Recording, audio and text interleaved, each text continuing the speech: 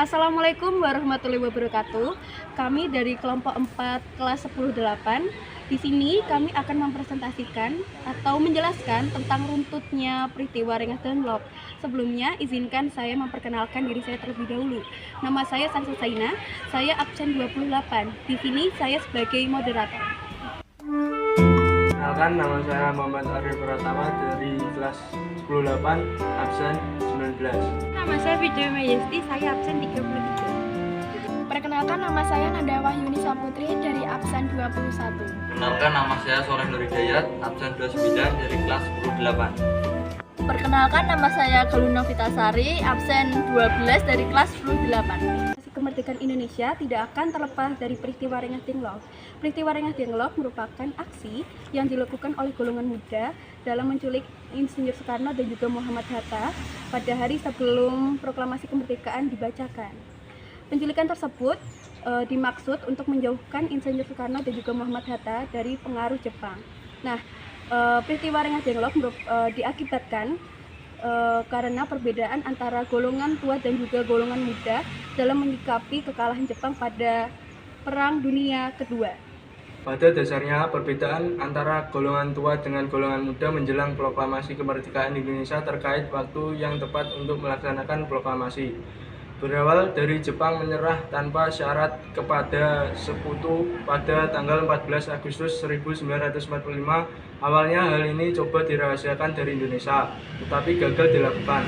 Adapun orang yang pertama kali mendengar atau mengetahui berita kekalahan Jepang dalam Perang Dunia II ialah Sultan Syahrir. Pertama yang dilakukan para pemuda Indonesia setelah mendengar berita kekalahan Jepang adalah menemui Bung Karno dan Bung Hatta untuk segera menyelenggarakan proklamasi kemerdekaan. Akan tetapi keinginan dari golongan muda mendapat tantangan dari golongan tua yang dipimpin oleh Soekarno. Golongan tua berpendapat bahwa proklamasi akan diputuskan melalui sidang panitia persiapan kemerdekaan Indonesia atau PPKI. Sebelum peristiwa Rengas Dengklok terjadi pada 15 Agustus 1945, golongan muda yang dipimpin Khairul Saleh mengadakan rapat di Pegasaan Timur, Jakarta terkait kapan proklamasi kemerdekaan Indonesia dikumandangkan.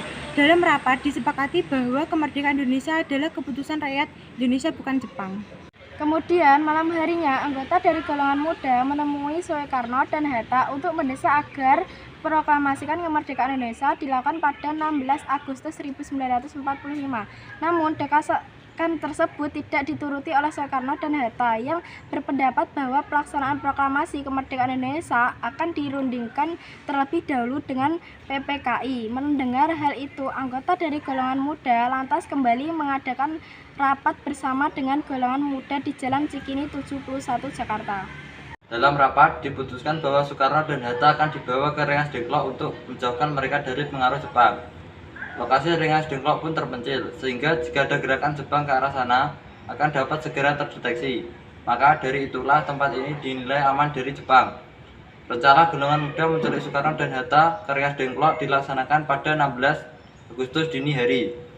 Saat berada di Rengas Dengklok, para pemuda mendesak proklamasi yang bebas dari pengaruh Jepang. Walau demikian, kehendak ini tak terlaksana dari para pemuda pun segan terus mendesak. Dengklok Singgi pun berusaha berbicara kembali dengan Soekarno sampai dia setuju proklamasi akan dilakukan tanpa campur tangan Jepang dengan catatan akan dilaksanakan setelah kembali ke Jakarta. Ketegangan di Rengas Dengklok dapat diakhiri setelah Ahmad Subarjo menjemput Soekarno dan Hatta di Rengas Dengklok dan menjamin proklamasi kemerdekaan terlaksana pada 17 Agustus 1945. Sesampainya di Jakarta, Soekarno dan Hatta segera menyusun teks proklamasi di rumah Laksamana Maeda yang kemudian diketik oleh Sayuti Melik. Pada 17 Agustus 1945 pukul 10, proklamasi kemerdekaan Indonesia dibacakan oleh Soekarno di Jalan Pegangsaan Timur nomor 56 Jakarta. Sekian penjelasan tentang jalannya peristiwa Rengas Dengklok dari kelompok 4. Mohon maaf bila ada salah kata ataupun perilaku. Akhir kata, wassalamualaikum warahmatullahi wabarakatuh.